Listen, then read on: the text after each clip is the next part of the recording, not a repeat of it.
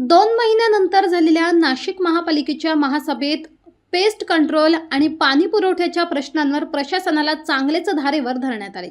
नगरसेविका किरण गामणे यांनी शहरातील पेस्ट कंट्रोलच्या ठेक्यावरील गंभीर अनियमिततेचा मुद्दा उपस्थित केल्यानंतर प्रभाग क्रमांक 26 चे नगरसेवक निवृत्ती इंगोले यांनीही ठेकेदाराच्या मनमानी कारभाराचा पर्दाफाश करत ठेका तातडीने रद्द करण्याची जोरदार मागणी केली।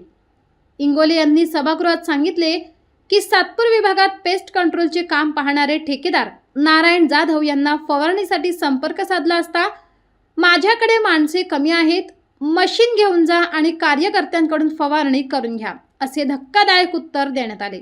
महापालिकेच्या लाखो रुपयांच्या ठेक्यावर काम करणाऱ्या ठेकेदाराकडून अशी बेजबाबदार भूमिका घेतली जात असेल तर नागरिकांना वेठीस धरणाऱ्या अशा ठेकेदाराचा ठेका कायम ठेवण्याचे कारण काय असा संतप्त सवाल त्यांनी उपस्थित केलाय।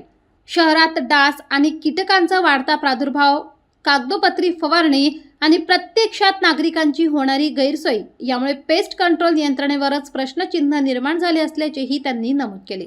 अशा ठेकेदारांवर कठोर कारवाई करून ठेका तातडीने रद्द करावा अशी मागणी त्यांनी महासभेत लावून धरली।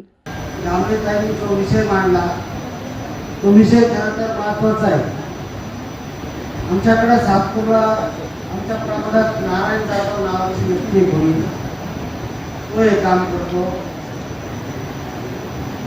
त्या माणसाला एकदा फोन केल्यावर त्याचं उत्तर असं आलं की आमच्याकडे माणसं नाही, मशीन घेऊन जा आणि तुमच्या एखाद्या कार्यकर्त्याला फवारणी करायला लावा। इथपर्यंत या लोकांची मदत दिलेली आहे। जर याचं उत्तर असे येत असले तर असे कामं ठेवून आणि नागरिकांना वेठीस धरून आपण काय मिळवणार आहोत।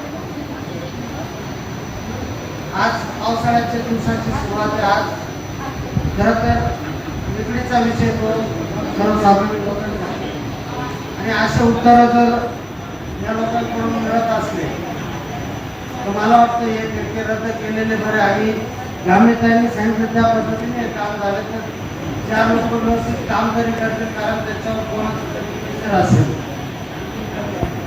मी विनंती करतो आणि थांबतो ताई, एक विचार होईल, परंतु तुमची परवानगी घेऊन एकच मिनिटात महत्वाचा विषय मी संपवतो। पाणी या विषयावर अनेक जण बोलले, परंतु आमच्याकडं कामगार वस्ती आहे। कामगार वस्तीत पाण्याचा खूप मोठा बिकट प्रश्न आहे।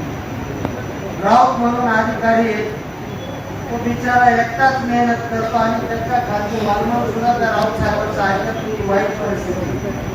मी धारणकर साहेबांच्या अनेक वेळा बोललोय, परंतु जे आता धारणकरांच्या जागेवर संबंधित अधिकारी त्यांनी तात्काळ या लोकांची मीटिंग घेऊन हे प्रश्न सोडवा आणि त्याचा आपण बोलण्याची संधी दिली, त्याबद्दल मी आभार व्यक्त करतो आणि धन्यवाद। दरम्यान याच वेळी इंगोले यांनी प्रभाग क्रमांक 26 मधील तीव्र पाणी टंचाईचाही प्रश्न उपस्थित केला।